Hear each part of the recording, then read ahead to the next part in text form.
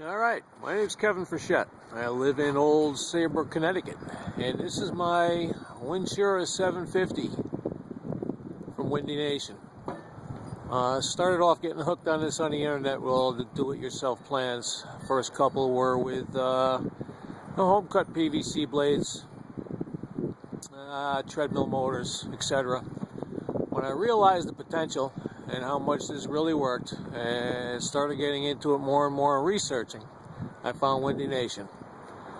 This 750 model that they got, incredibly user-friendly, beautiful setup from start to finish when you get it in the package. We've got some light winds in Old Saybrook today. I took their unit, a couple modifications, a little nose cone on the front, little cut piece of PVC over the top just to keep the weather out. I've got it on about a 26-foot steel pole, and I use steel.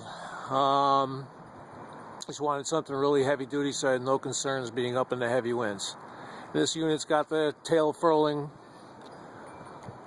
tail that kicks this out of the wind if they get too excessive. I have had this up in tropical force winds. Take it down in the hurricanes just to be safe.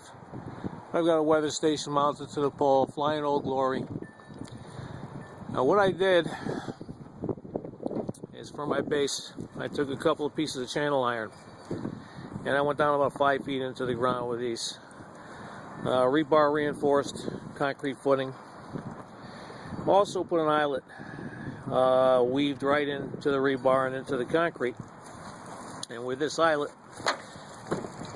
I am able to connect the come along between that eyelet and the bottom of the pole, remove my bottom bolt, use the top bolt as a pivot hinge, and with a come along, I'm actually able to lower this very heavy pole down one-handed in about 5 minutes. Now, lightning protection, Christmas lights, very nice unit. A lot of people stopping by to look at it. A lot of questions. Anyway, we'll take a quick look at the inside. I'm a backyard electrician. Again, I just have a lot of fun doing this stuff.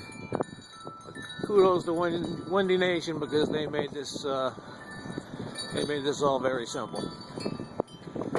Now inside, what I did is I come in from my turbine into a rectifier. I threw a little cooling fan in there that runs only when the wind generator is spinning. And I came off of my rectifier two ways. I came out three-phase, and I go down into a whole house inverter that back feeds my panel. Throw some juice back into the house when nobody's home, nothing's running, it's a nice windy day. Also came out 12 volts. Didn't bridge the rectifier, used the same rectifier, everything works fine.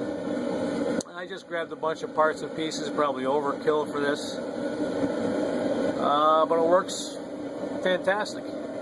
I come down through a panel, through a charge meter, you can see I'm throwing 14.4 volts right now, 3 to 4, 5, 6 amps. Wind's probably about 9 miles an hour right now looking at the weather station inside. I come down into a charge controller. For a charge controller, I go down into my battery banks. A couple of deep cycle marine batteries. Back up to an inverter. And I actually feed a lot of stuff. The outside underground fence for the dogs, miscellaneous plugs and lights, the Christmas lights outside. Now, what I used for a dump circuit was a backseat heater. I don't know if you've ever used one of these 12-volt heaters for a car, but they draw a tremendous amount of power. And when my charge controller is sensing that my battery banks are full, it throws it into this backseat heater, and it draws all of that excess juice out, and instead of throwing it away, it actually gives me a little bit of heat in my garage. Well, this was my project. This is what I ended up with after all the research that I did. Windy Nation's rig was the one for me. I'm really happy with them. I hope you enjoyed watching the video.